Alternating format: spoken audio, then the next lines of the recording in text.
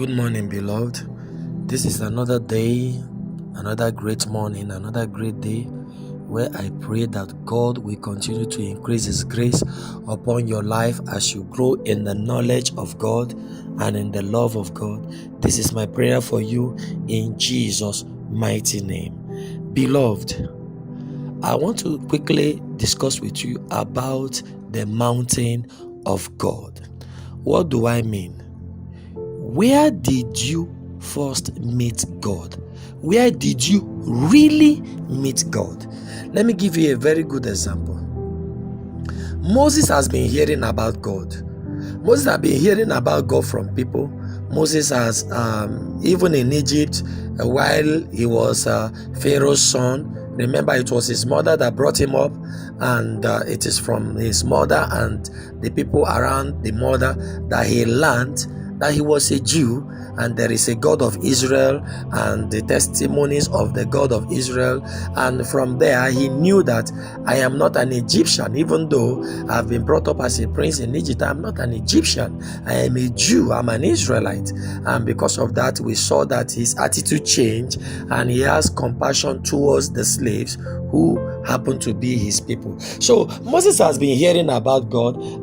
Probably he has been learning how to pray to God from his mother. Remember, it was his mother that brought him up.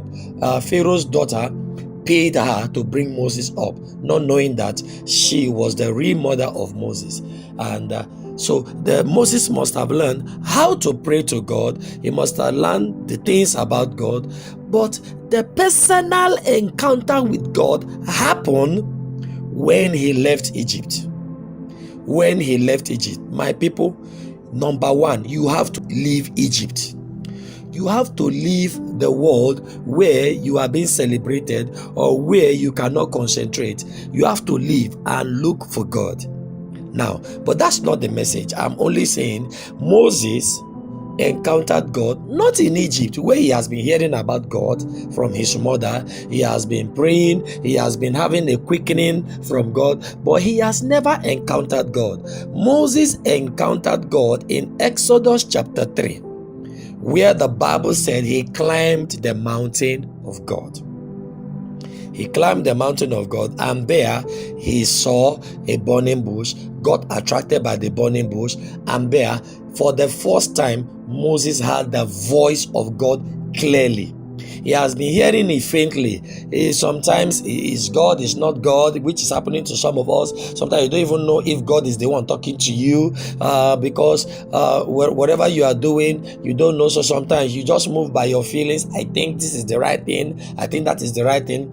Until you met this particular man of God or woman of God, and by your step, you start fellowshipping with them. It's like, wow, so this is God. It's like you are seeing God in a very clear light. That is your mountain, my people. That is your mountain, my brother. That is your mountain, my sister. You see, where you meet God finally matter.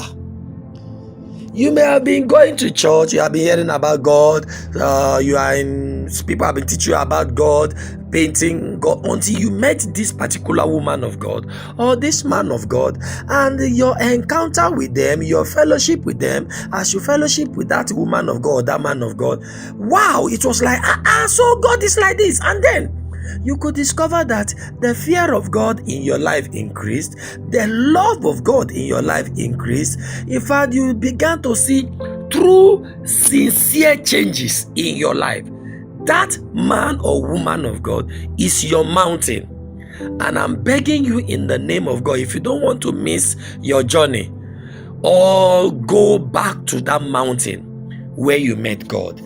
That is the place where God will always give you the next instruction about your life. You know, you may be tempted by popularity. People are praising you, desire to be great, desire to be wealthy, desire to be known and appreciated and respected. All those things can come up. The Bible calls it the lust of the eyes, the lust of the flesh, and the pride of life. All those things will come to you, and sometimes you don't want to stay with that particular mountain again, on that mountain of God, with that woman of God who truly open up who God is to you, and you personally started experiencing God, that woman of God or that man of God is your mountain. Is your mountain of God. Don't leave her. Don't leave him. And if you have left, go back to that country. Go back to that state. Go back to that area. Go back to that man of God or that woman of God. Spend years with that woman of God or that man of God. Let them help you to discover more about God. Don't ever think you can live a life without instruction. Listen, after Moses encountered God, remember he performed a lot of miracles. But check it. We saw that in Exodus chapter 19, Moses went back to the mountain. And it was on that mountain in Exodus 19. Now, he went back to the mountain. Moses went back to the mountain. And there, God opened up again and told him more. But before that mountain, he has been having fellowship with God. You remember that? He has been having special fellowship with God. He has been doing things with God. But he went back to that mountain, and there God opened up his perfect will for the Israelites. It was when Moses went back to the mountain that he discovered the perfect will of God for his life and for the people of Israel. If Moses had not gone back to that mountain, if he had said, after I've known God, I've performed miracles, now, in fact, I parted the Red Sea, God used me to part the Red Sea, I'm not an ordinary man again, I am more popular than Jethro, I don't need the land of Midian again, I don't need to go back to that peninsula on that mountain of God, I don't need that fellowship again, I already know what I need, I've seen angels of God, what else do I need? Moses will live his life without knowing the perfect will of God for him and the people of Israel. My sister, my brother, I am on my knees. I am not asking you to come to me. Go back to that man of God, that woman of God. Spend time with them. Submit to them wherever you are. If you have left the country, you are not in the country, wherever you are, reconnect 100% to that woman of God who opened up God to you and it was very clear, or that man of God who opened up God to you and you discovered that your sincere love, you now have sincere love for God, sincere fear of God, and you started discovering God in a wonderful, simple way, and you can see that you could live a holy life fearlessly.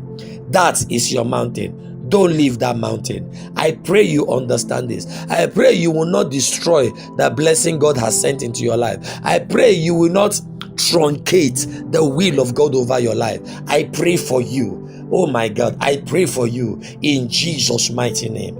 Amen.